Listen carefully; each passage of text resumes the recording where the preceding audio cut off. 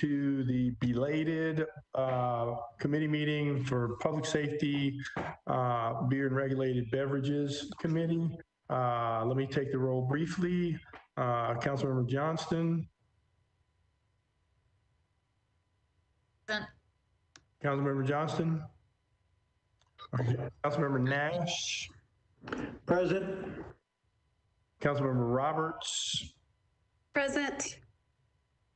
Councilmember Rosenberg. I think he just left for rules. Councilmember Swope. I'm here. Councilmember Taylor. Present. Councilmember Taylor. Present.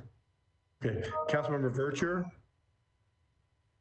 Present. All right, we got a good committee here. So, all right, we'll need a motion for this pursuant to the Governor Lee's Executive Order number 16 regarding electronic meetings as extended by Executive Orders number 34 and 51.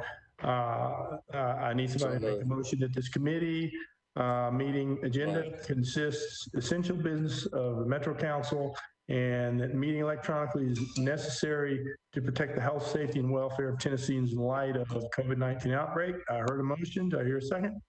Seconded. All in favor? Yep. Aye. Aye. Opposed? All right, motion passes. So let's begin with resolutions on public hearing.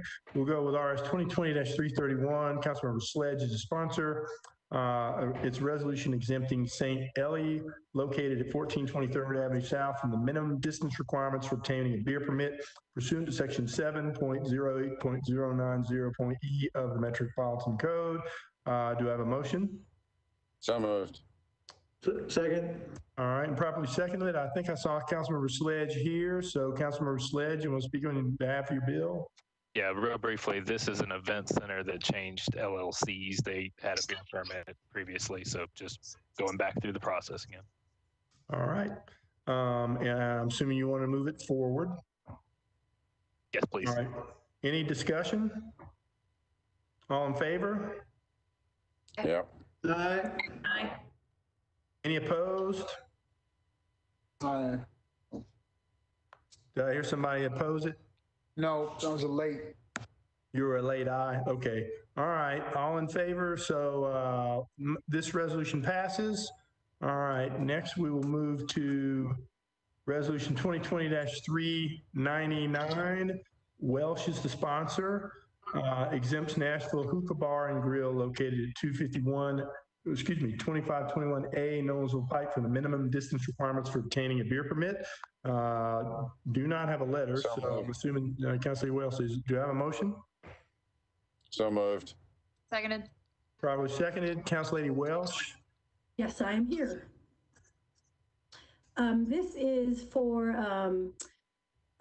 new small business coming into the district that's going to actually set up a restaurant in a space on Nolensville Pike that has been vacant since 2005.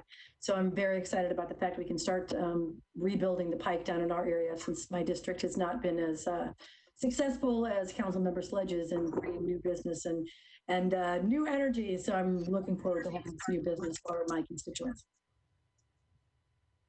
All right. Anybody, any discussion?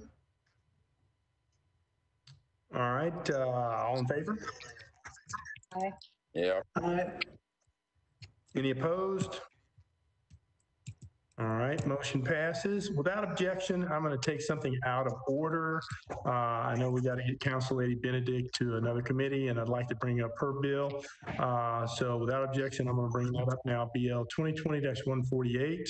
Amends the Metro Code pertaining to contracts with private operators of detention facilities. Council Lady Benedict, you have the floor. Thank you, Chair. And thank you, committee, for hearing me through this. I did send a letter in, but I wanted to expand upon that.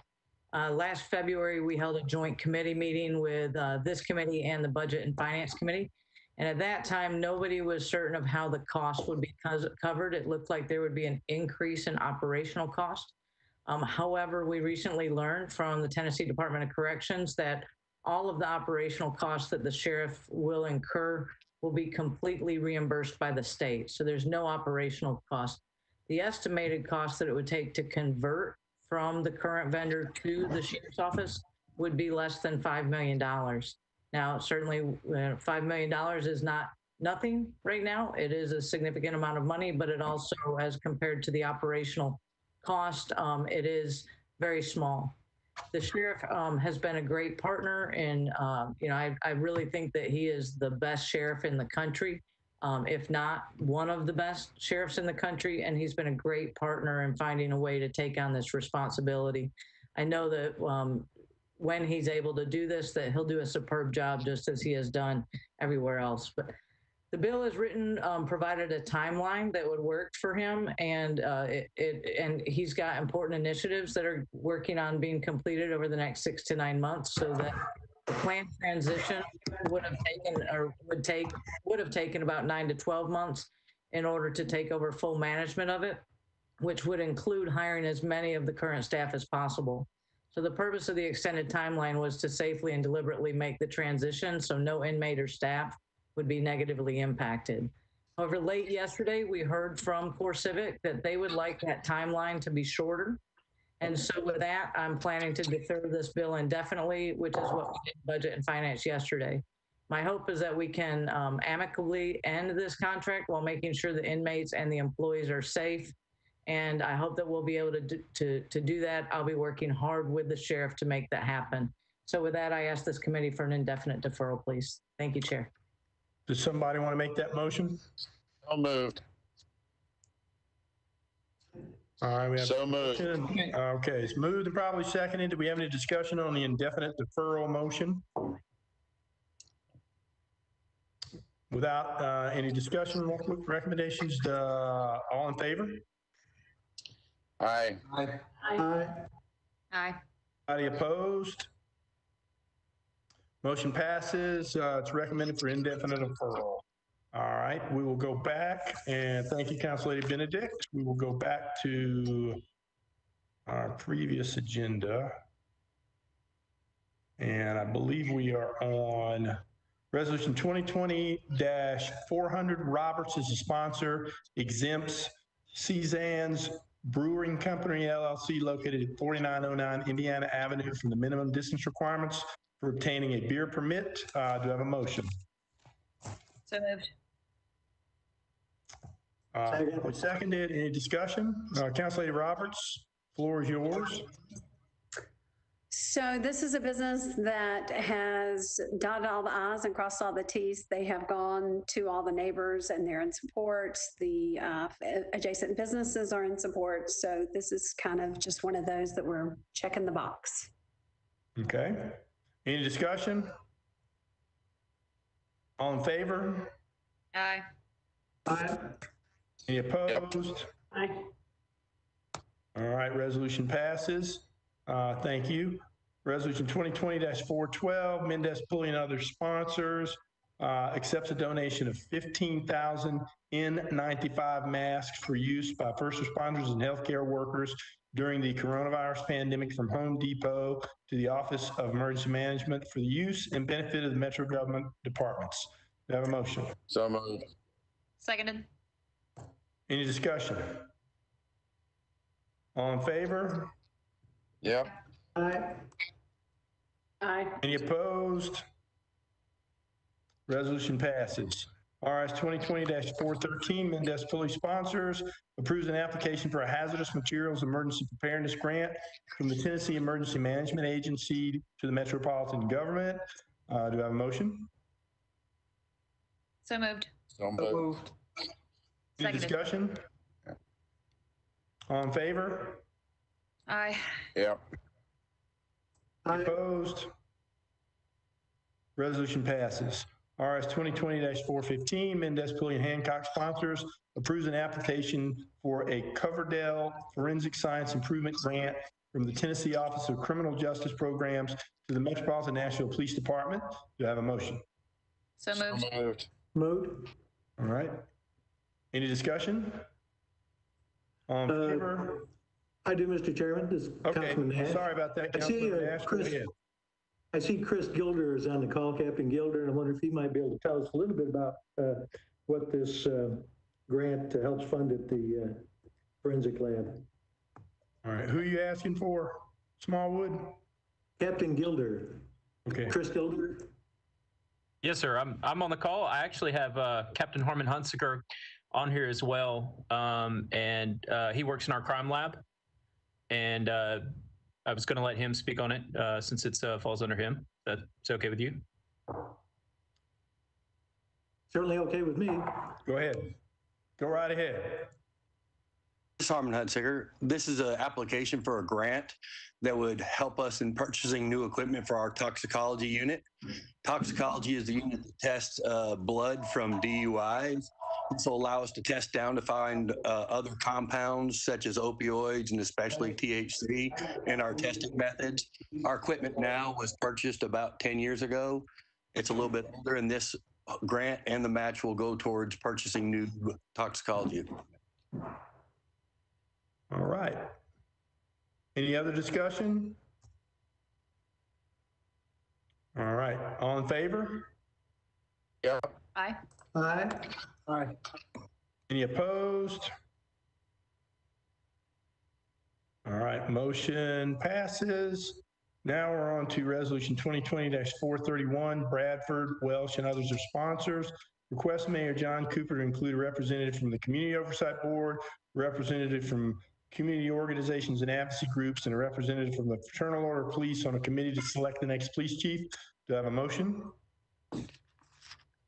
So moved. All right, any, Councilman Pulley. okay. Yes, Mr. Taylor.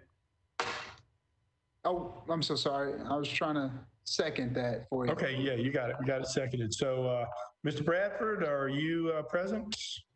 I am present, Councilmember Chair. Bradford? Sorry about that. Go ahead.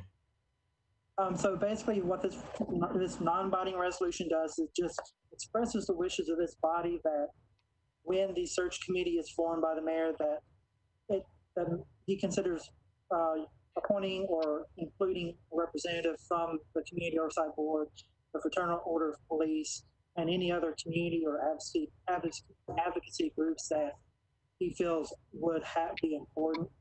We have so many groups, including the COB and FOB, that they will be working side by side with the next chief, developing policy and just working day to day. So it's very important that we have that input in this next search. And with that, I open it up to this body for recommendation. All right. Do we have any discussion on this resolution? I see no hand. Okay. Councilmember Johnston, I see your hand. I have not read through the exact verbiage of the bill, but it says a representative from community organizations and advocacy groups. I'm wondering if we could be a little bit more specific on that, because you don't want to pick one and not the other. And how do you distinguish between who should be at the table and who shouldn't? I'm wondering if, and I do appreciate that this is a non-binding resolution. I'm wondering if we could defer one meeting or two meetings if the sponsor would be open to that in order to just tighten up some of that language. I appreciate Councilmember Johnson's request. The reason I did not, because there are a lot of groups that could have been listed on this, and if we start listing them name for name, then we risk, basically, as I say, having too many cooks in the kitchen. So I specified specifically the COB and the FOP because they would be the predominant entities working with the next chief of police. But putting that in there about other advocacy groups, that just tells the mayor that we would like for him to consider some of these groups in this. And if we start listing them out, if we forget one, then it does come down to, well, why did we leave them out? So, it is kind of open, but that's to give the mayor an opportunity to select who he thinks, besides COB and FOP, to be a part of this process. Yeah, I would be more inclined to support this if that language was out of there. I understand the Community Oversight Board and the Fraternal Order of Police, because those are definitely very integral parts of our public safety and these groups that work together. I just don't like the the ambiguous nature of a representative from community organizations and advocacy groups. I understand the mayor can do, whatever he wants and he can bring whoever. I just think if we're wanting to put, I would just be more inclined if we would take that language out. I'm going to stop there. All right, Councilmember Vercher, I see your hand.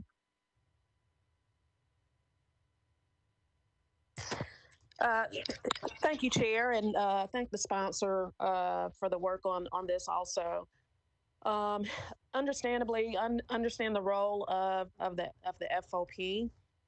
The COB, I would think we would need to be cautious with that because they were chartered to be the oversight, not a hiring authority for the police department or the chief of police.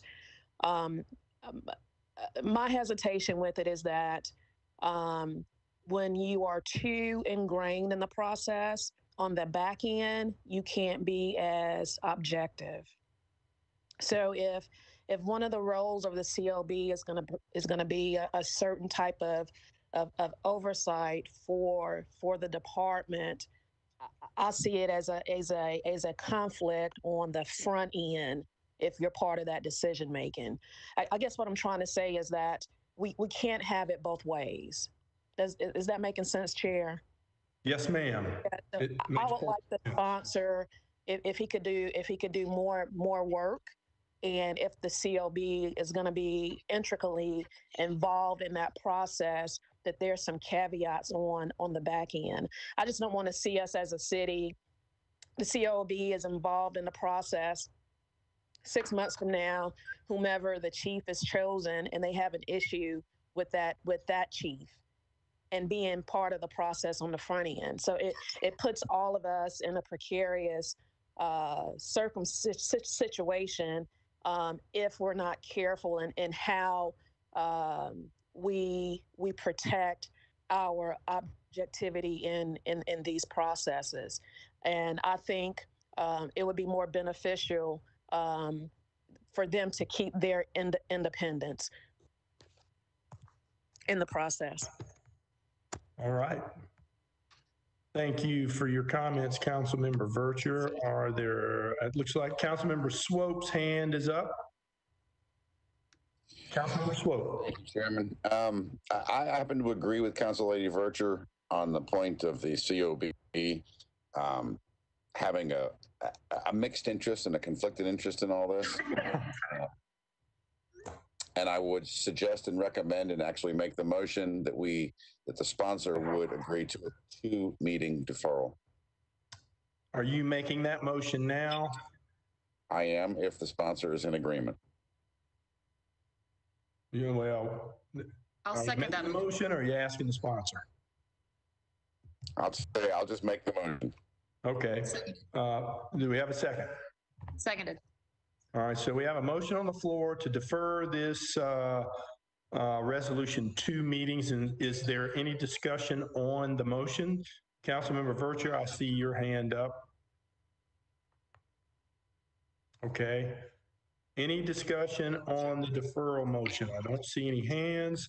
So all in favor of the deferral motion, say aye. Aye. Aye. Aye. Any opposed? I hear no opposition, so it is recommended to be deferred 2 meetings. So thank you, Mr. Councilmember Bradford. I appreciate it. Chair, this is Council. If you had me as a no vote on the deferral. Oh, I'm sorry, you're a no vote on the deferral. Thank you. All right. So Councilmember Taylor's a no, everybody is a yes. Is that correct? Then recommended to defer 2 meetings. All right. Thank you, Councilmember Bradford. Next, we are BL 2020-321. Vercher is the sponsor, amends the Metro Code to require members of the Metro Council to receive disaster preparedness, response training, and active shooter training. Do I have a motion? So move. Second. All right, it's moved and probably seconded. Is there, Councilmember Virtue, the floor is yours. Thank you so much, Chair. This is a simple requirement that I think would benefit us as a body in ensuring that we all have a level of readiness. And with that, it will allow us to serve our communities better. You know, with the Burnett Chapel shooting in September 24th, 2017, and the mass shooting, the Waffle House mass shooting in April 22nd, 2018. And also with the community enduring the tornado and now this COVID pandemic, I think is really critical for us as legislators to have the necessary knowledge and of resources that's available to us so that we can better serve our constituents. It's a disservice to the people that's elected us for us to really be trying to scramble and figure out where resources are, where the collaborations are in the midst of tragedy or in the midst of disaster or in the midst of a pandemic.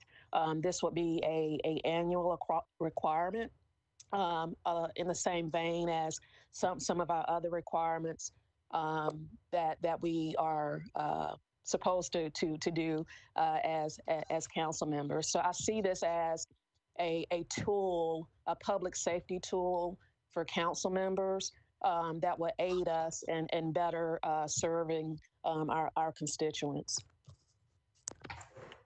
Thank you, Councilmember Virtue. Councilmember Taylor, I see your hand up. Yes, very briefly, thank you, Council Chair. I'd like to thank the Councilmember Virtue as a member of the Tornado and Disaster Relief Task Force. This is much needed training and a bill that we can see going through the tornado relief.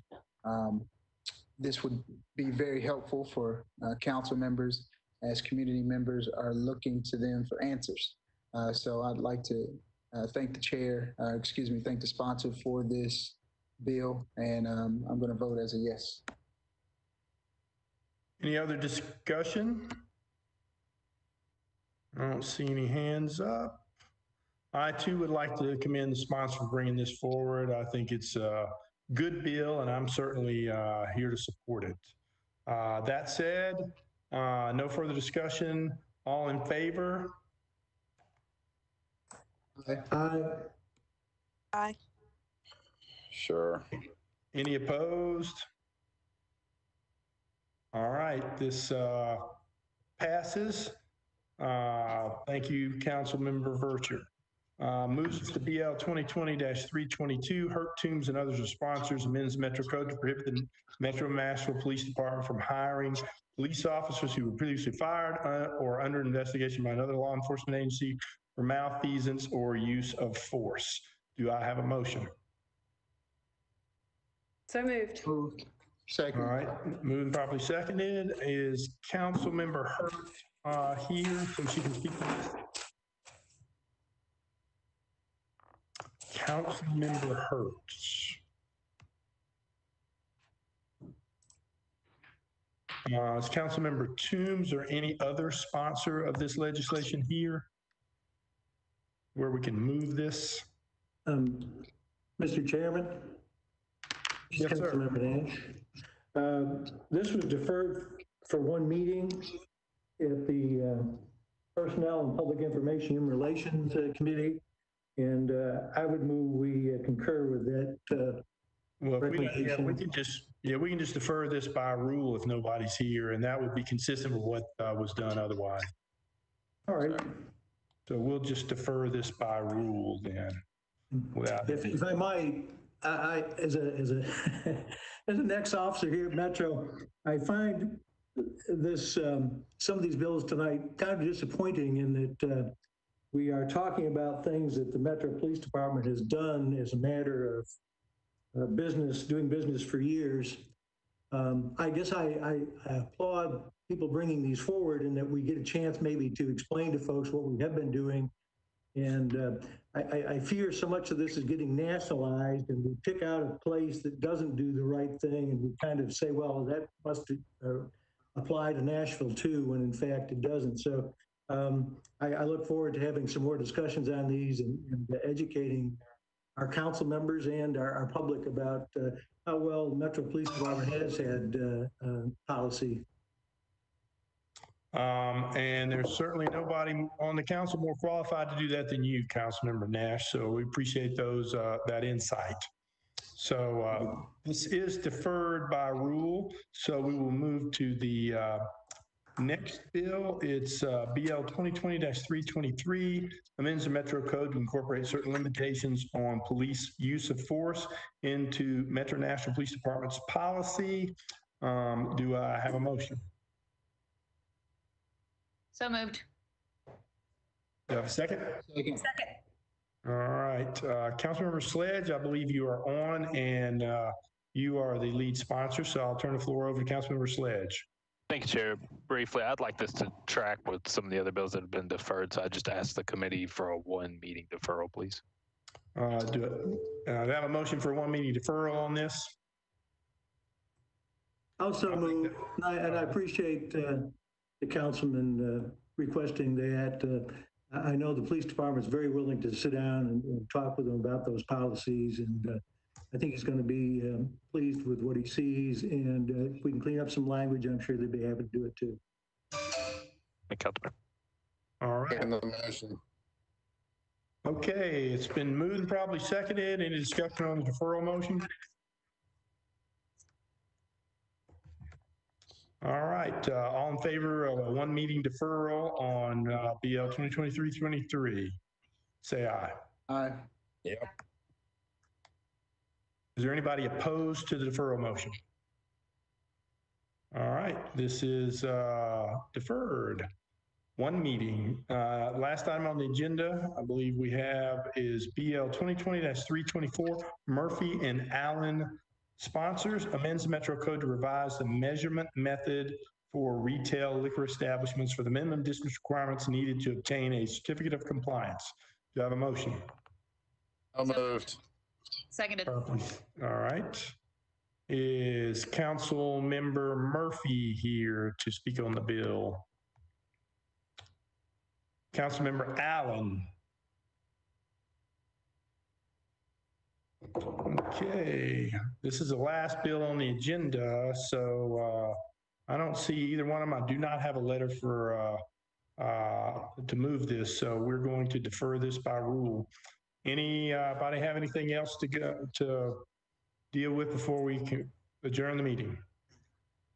All right, public safety is now adjourned. Thank you all for your attendance.